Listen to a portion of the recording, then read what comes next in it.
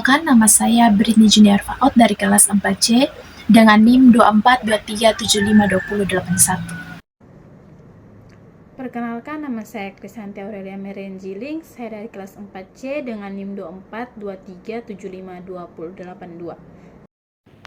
Perkenalkan, nama saya David Tandrin Diliai dari kelas 4C dengan NIM 2423752085. Perkenalkan, nama saya Gracinta Vertas Luigi dengan NIM 2423752091.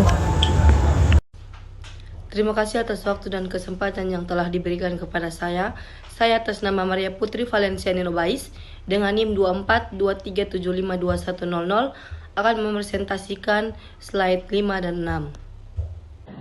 Perkenalkan, nama saya Novita Mogiteku dari kelas 4C dengan NIM 2423752104.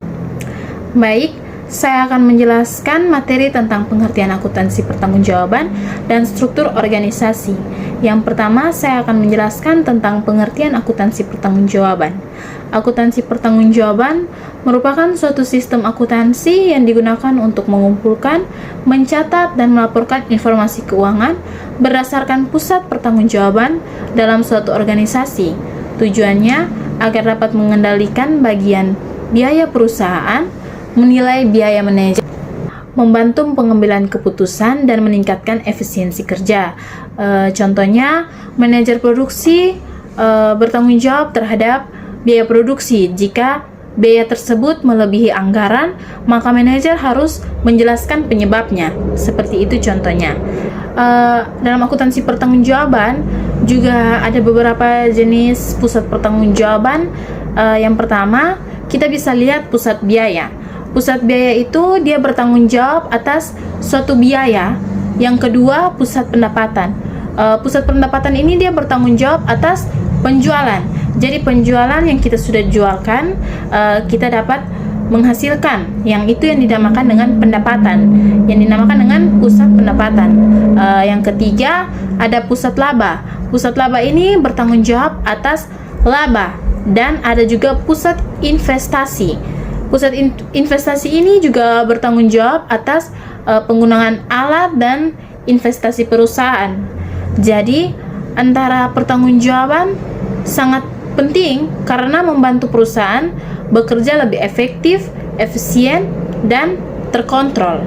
Berikut saya akan menjelaskan tentang struktur organisasi. Jadi, struktur organisasi itu adalah susunan yang menunjukkan pembagian tugas, bertanggung jawab, serta hubungan kerja dalam suatu perusahaan. Nah, dalam suatu perusahaan itu, struktur organisasi biasanya disusun beberapa bagian atau beberapa fungsi kerja atau jenis kegiatan yang tertentu. Misalnya kita dapat melihat pada bagian produksi, pemasaran, keuangan, dan juga sumber daya manusia. Nah, masing-masing itu dipimpin oleh seorang manajer yang bertanggung jawab atas kegiatan di bagiannya sendiri atau tugasnya masing-masing. Misalnya itu biaya produksi itu dia bertanggung jawab terhadap biaya produksi. Manajer pemasaran itu bertanggung jawab terhadap penjualan. Manajer keuangan itu dia bertanggung jawab terhadap pengelolaan dana perusahaan. Struktur organisasi yang jelas, perusahaan dapat mengetahui siapa yang harus bertanggung jawab apabila terjadi suatu masalah atau penyimpangan dalam kegiatan atau suatu perusahaan. Jadi struktur organisasi itu memiliki beberapa jenis. Yang pertama, fungsional. Fungsional ini dia tuh berdasarkan fungsi kerja seperti produksi dan pemasaran.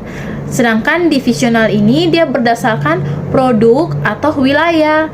Yang ketiga, itu ada matriks. Itu gabungan antara fungsional dan juga divisional. Jadi setiap divisi ini dia memiliki tanggung jawabnya masing-masing, memiliki tanggung jawabnya sendiri terhadap suatu kegiatan yang sedang dilakukan atau berdasarkan operasionalnya. Jadi hubungan keduanya yaitu struktur organisasi menjadi dasar dalam akuntansi pertanggungjawaban karena menentukan berapa banyak dan beberapa tanggung jawab atas suatu pekerjaan atau biaya dengan struktur organisasi yang jelas, dan perusahaan juga lebih mudah melakukan pengawasan dan evaluasi kinerja. Itu adalah pengertian dari akuntansi pertanggungjawaban dan struktur organisasi. Yang perlu teman-teman tahu, pelaporan organisasi itu disusun berdasarkan struktur organisasi perusahaan. Itu artinya, setiap manajer memiliki tugas, wewenang, dan tanggung jawab sesuai dengan unit atau divisi yang dipimpin. Oleh karena itu, laporan yang dibuat tidak hanya untuk menyajikan informasi, tetapi sebagai alat untuk mengevaluasi kinerja setiap manajer berdasarkan tanggung jawab yang telah diberikan. Dengan adanya sistem pelaporan yang sesuai dengan struktur organisasi, perusahaan dapat mengetahui apakah setiap bagian telah menjalankan tugasnya secara efektif dan efisien atau tidak. Selain itu, pelaporan juga membantu pihak manajemen dalam mengambil keputusan, melakukan pengawasan, serta meningkatkan akuntabilitas di setiap tingkat organisasi. Kita lanjut pada slide ke-6, yaitu pusat pertanggungjawaban. Pusat pertanggung jawab merupakan bagian dalam organisasi yang dipimpin oleh seorang manajer yang bertanggung jawab atas pencapaian tujuan tersebut. Secara umum, terdapat 4 jenis pusat pertanggungjawaban. Yang pertama adalah pusat biaya, yaitu bagian yang bertanggung jawab mengendalikan dan meminimalkan biaya operasional tanpa mengabaikan kualitas pekerjaan. Yang kedua, itu pusat pendapatan. Pusat pendapatan itu adalah unit yang bertanggung jawab untuk menghasilkan pendapatan atau pencapaian target penjualan perusahaan. Yang ketiga adalah pusat laba, yaitu bagian yang bertanggung jawab terhadap pendapatan dan biaya sekaligus, sehingga keberhasilan diukur berdasarkan laba yang dihasilkan.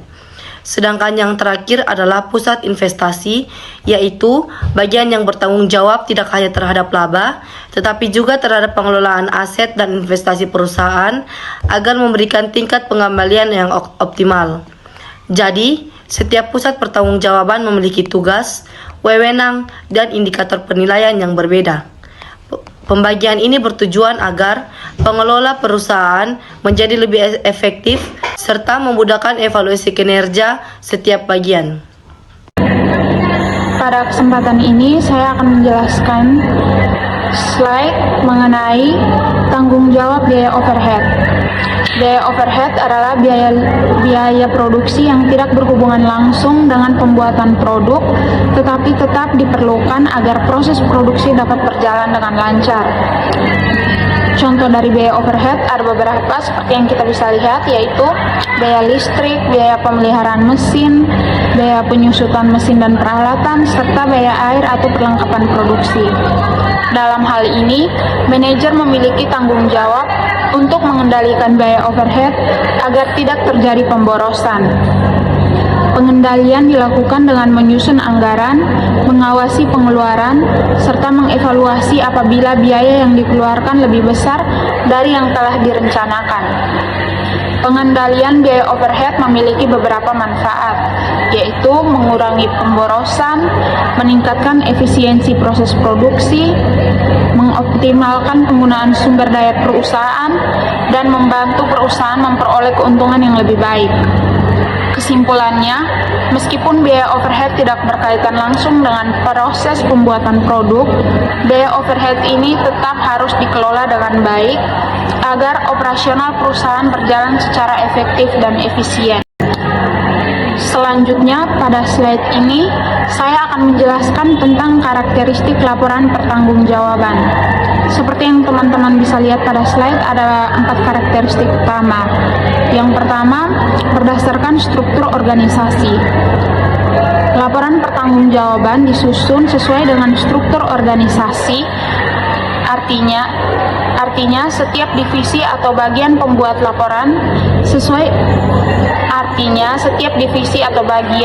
laporan sesuai tugas dan wewenangnya. Dengan begitu, perusahaan dapat mengetahui tanggung jawab masing-masing bagian secara jelas. Yang kedua, sesuai tanggung jawab manajer. Setiap manajer hanya bertanggung jawab terhadap aktivitas, biaya, ataupun pendapatan yang berada dalam kendalinya. Hal ini membuat penilaian kinerja menjadi lebih adil dan objektif. Yang ketiga, membandingkan anggaran dan relasi. Laporan ini berisi perbandingan antara anggaran yang telah direncanakan dengan realisasi yang sebenarnya terjadi. Jika terjadi selisih, maka perusahaan dapat mencari penyebabnya dan melakukan perbaikan. Yang keempat, disusun sederhana dan periodik. Laporan dibuat dengan format yang sederhana agar mudah dipahami, serta disusun secara berkala, misalnya setiap bulan atau setiap triwulan. Tujuannya agar perkembangan kinerja dapat dipantau secara terus-menerus. Jadi kesimpulannya yaitu laporan pertanggungjawaban membantu perusahaan mengawasi kinerja setiap perusahaan, membantu mengawasi kinerja setiap bagian, mempermudah evaluasi dan menjadi dasar dalam pengambilan keputusan. Terima kasih. Selanjutnya kita akan membahas tentang laporan pertanggungjawaban. Laporan pertanggungjawaban sendiri yaitu laporan yang digunakan untuk membandingkan anggaran dengan realisasi anggaran yang terjadi selama satu periode atau periode tertentu. Tujuan utama dari laporan ini untuk mengetahui apakah setiap manajer telah menjalankan tugas untuk mengendalikan biaya dengan efektif. Nah, pada kasus ini kami mengambil contoh anggaran yang diberikan perusahaan sebesar 100 juta, tetapi realisasi yang terlaksanakan sebesar 108 juta. Artinya terjadi selisih sebesar 8 juta. Selisih tersebut disebut penyimpangan karena realisasi lebih besar daripada anggaran. Maka penyimpangan ini bersifat tidak menguntungkan perusahaan. Nah, dapat dilihat pada tabel, ada 3 jenis biaya yang dicatat dalam laporan pertanggungjawaban. Yang pertama ada biaya bahan baku, yang kedua ada biaya tenaga kerja, dan yang ketiga ada biaya overhead. Nah, biaya bahan baku diberikan anggaran sebesar 50 juta, tetapi yang direalisasi sebesar 54 juta. Artinya mempunyai selisih sebesar 4 juta. Yang kedua, biaya tenaga kerja, anggaran yang diberikan 30 juta, tetapi yang direalisasi sebesar 31 juta, artinya selisih 1 juta. Lalu ada biaya overhead yang terakhir, anggaran yang ditetapkan sebesar 20 juta, tetapi yang direalisasikan sebesar 23 juta, artinya memiliki selisih 3 juta. Nah, dari ketiga jenis biaya yang tadi saya sebutkan, ketika ditotal hasil selisihnya menjadi 8 juta. Nah, melalui laporan ini, manajemen dapat mencari penyebab kenaikan biaya, misalnya kenaikan bahan baku, penggunaan bahan baku yang tidak efisien, lembur karyawan, atau meningkatnya biaya listrik dan pemeliharaan mesin. Hasil evaluasi tersebut menjadi dasar untuk melakukan perbaikan pada periode selanjutnya. Selanjutnya adalah anggaran fleksibel. Anggaran fleksibel adalah anggaran yang dapat disesuaikan dengan tingkat aktivitas perusahaan. Berbeda dengan anggaran statis yang hanya dibuat untuk satu tingkat produksi, anggaran fleksibel berubah mengikuti jumlah unit yang diproduksi atau dijual. Nah, tujuan dari anggaran fleksibel sendiri yaitu membandingkan biaya secara lebih adil antara anggaran dan realisasi, membantu manajemen mengendalikan biaya, menjadi dasar evaluasi kinerja yang lebih akurat. Lalu dalam penyusunannya terdapat 2 jenis biaya, yaitu biaya variabel, biaya yang berubah sesuai jumlah produksi seperti bahan baku atau upah langsung. Lalu ada biaya tetap, yaitu biaya yang tidak berubah meskipun jumlah produksi berubah seperti sewa gedung dan gaji manajer. Nah, kelebihan anggaran fleksibel yaitu lebih realistis, memudahkan analisis penyimpangan biaya, mendukung pengambilan keputusan manajemen, dan meningkatkan efektivitas pengendalian biaya. Baik, saya akan menjelaskan tentang penyusunan anggaran fleksibel. Sebelum itu, perlu kita ketahui apa itu penyusunan anggaran fleksibel. Nah, penyusunan anggaran fleksibel adalah proses membuat anggaran yang disesuaikan jika perubahan terjadi pada volume atau tingkat kegiatan dalam perusahaan. Dalam penyusunan anggaran fleksibel, terdapat langkah-langkah dalam menyusun anggaran fleksibel. Langkah yang pertama yaitu menentukan tingkat aktivitas dalam perusahaan. Nah, tingkat aktivitas ini dapat berupa jumlah unit produksi, total penjualan, dan jam kerja mesin yang dipakai dalam kegiatan usaha.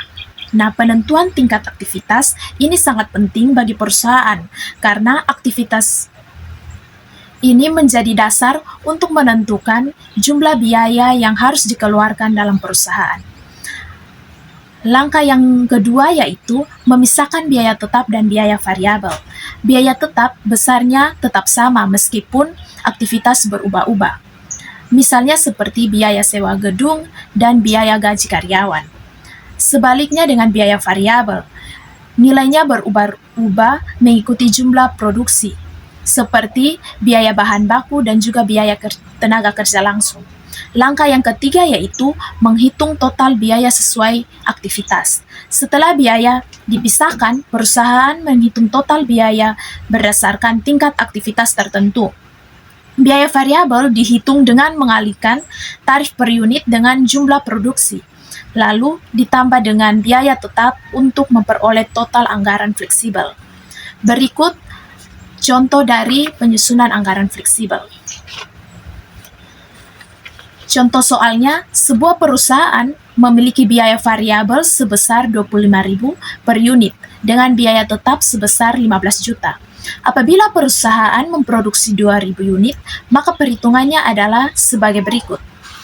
Biaya variabel, untuk mendapatkan biaya variabel, kita harus menghitung total produksi dikali dengan biaya variabel per unit. Nah, biaya total produksi sebesar 2.000 unit dikali dengan biaya variabel sebesar 25.000, maka hasilnya adalah 50 juta. Untuk mengetahui total anggaran fleksibel, maka total biaya variabel dijumlahkan dengan biaya tetap, yakni total biaya variabelnya sebesar 50 juta dijumlahkan dengan biaya tetapnya sebesar 15 juta, maka total anggaran fleksibelnya sebesar 65 juta. Nah, kita bisa lihat dalam contoh tabel anggaran fleksibel yang ada pada slide di atas. Nah, di situ ada keterangan biaya variabel per unit, total biaya variabel, biaya tetap, dan total anggaran fleksibel. Yang pertama yaitu 2.000 unit. Biaya variabel per unit itu sebesar 25.000. Untuk mengetahui total biaya variabel, maka 2.000 unit dikali dengan biaya variabel per unit sebesar 25.000, maka hasilnya sebesar 50 juta. Untuk mengetahui total anggaran fleksibel, kita jumlahkan biaya variabel ditambah dengan biaya tetap, maka hasilnya sebesar 65 juta. Berikut juga dengan tabel di sebelahnya, yaitu 2.500 unit. Nah, biaya variabel per unit, biayanya tetap yaitu 25.000. Maka untuk mendapat total biaya variabel, kita harus jumlahkan berapa unit yang diproduksi dikalikan dengan biaya variabel yaitu 25.000, maka hasil biaya variabel sebesar 62.500.000. Selanjutnya, total anggaran fleksibel. Dari total biaya variabel ini kita jumlahkan dengan biaya tetap, maka diperoleh total anggaran fleksibel untuk 2.500 unit sebesar 77.500.000. Di tabel selanjutnya ada 3.000 unit. Dengan biaya variabel per unit sebesar 25.000, maka 3.000 unit dikalikan dengan 25.000, maka dapatlah total biaya variabelnya sebesar 75 juta. Untuk total anggaran fleksibelnya, total biaya variabel 75 juta ditambah dengan biaya tetapnya 15 juta, maka diperoleh total anggaran fleksibel sebesar 90 juta. Jadi, dengan menggunakan anggaran fleksibel dapat membantu manajemen dalam mengetahui efisiensi penggunaan biaya dan memudahkan proses pengendalian operasional. Slide berikutnya yaitu saya akan menjelaskan tentang penyusunan laporan penyimpangan. Nah, penyusunan laporan penyimpangan ini merupakan laporan yang digunakan untuk menunjukkan perbedaan antara anggaran yang telah ditetapkan dengan realisasi yang terjadi dalam kegiatan operasional. Nah, penyimpangan dapat terjadi karena realisasi biaya dan pendapatan tidak sama dengan anggaran. Kita bisa lihat contoh soalnya, yaitu sebuah perusahaan menetapkan anggaran biaya produksi sebesar 80 juta. Namun, setelah kegiatan produksi selesai, realisasi biaya produksi mencapai 87 juta. Hal tersebut menunjukkan adanya penyimpangan biaya sebesar 7 juta yang bersifat tidak menguntungkan karena biaya aktual lebih besar dibandingkan dengan anggaran. Kita bisa lihat contoh tabel laporan penyimpangan pada slide. Nah, di situ ada jenis biaya. Biaya bahan baku anggarannya sebesar 40 juta, sedangkan realisasinya sebesar 43 juta. Maka terdapat selisih antara anggaran dan realisasi sebesar 3 juta. Keterangannya yaitu tidak menguntungkan karena realisasi lebih besar dari anggaran. Berikutnya jenis biaya yaitu biaya tenaga kerja. Biaya tenaga kerja anggarannya sebesar 25 juta, sedangkan realisasinya sebesar 26 juta. Maka terdapat selisih sebesar 1 juta. Keterangannya juga tidak menguntungkan karena melebihi dari anggaran. Berikut yaitu biaya overhead sebesar anggarannya sebesar 15 juta, realisasinya sebesar 18 juta. Terdapat juga selisih sebesar 3 juta, maka keterangannya tidak menguntungkan. Dari totalnya kita bisa lihat total anggarannya sebesar 80 juta dengan realisasi sebesar 87 juta, maka terdapat selisih sebesar 7 juta. Artinya tidak menguntungkan karena anggaran realisasi lebih besar dari anggaran yang ditetapkan.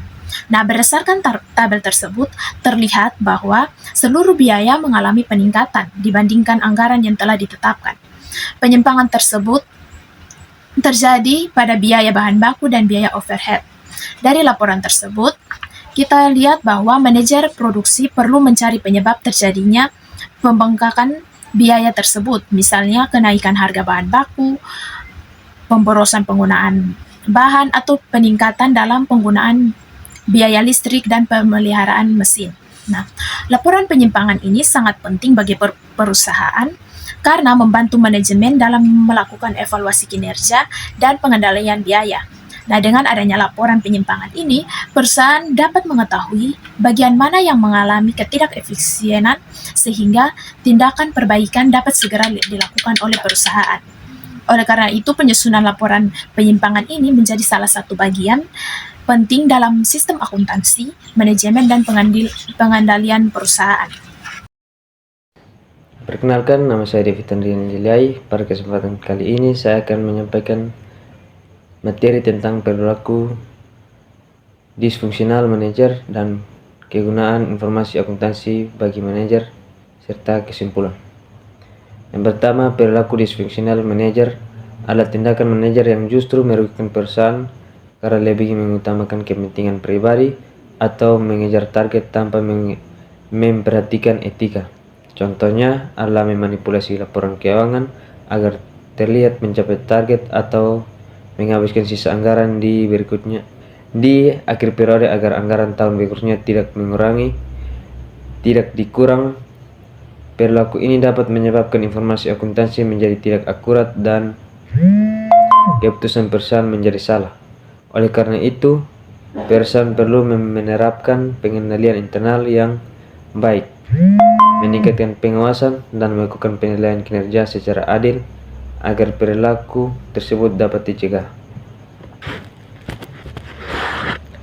Selanjutnya, kegunaan informasi bagi manajer.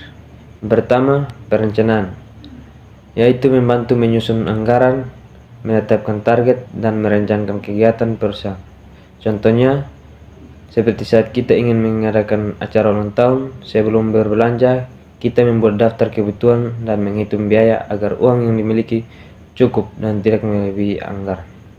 Kedua, pengendalian biaya, yaitu membandingkan anggaran dengan realisasi sehingga pemborosan dapat diketahui dan diperbaiki. Contohnya saat uang jajan kita 200.000 untuk seminggu. Di akhir minggu kita mengecek apakah pengeluaran sesuai dengan rencana atau justru terlalu boros. Yang ketiga, pengambilan keputusan, yaitu menentukan strategi atau kebijakan berdasarkan informasi yang dimiliki. Contohnya, ketika ingin membeli sepatu, kita membandingkan harga dan kualitas dan dari beberapa toko terlebih dahulu, lalu memilih yang paling sesuai dengan kebutuhan dan anggaran. Yang keempat, evaluasi kinerja, yaitu menilai apakah pekerjaan telah dilakukan secara efektif dan sesuai target. Contohnya, setelah belajar selama seminggu, untuk ujian kita melihat hasil nilai yang diperoleh. Jika nilainya belum memuaskan, berarti kita perlu memperbaiki cara belajar agar hasil berikutnya lebih baik.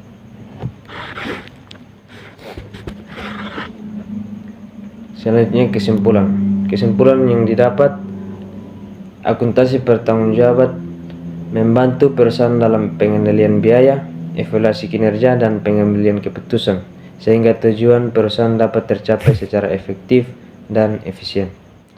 Sekian, terima kasih.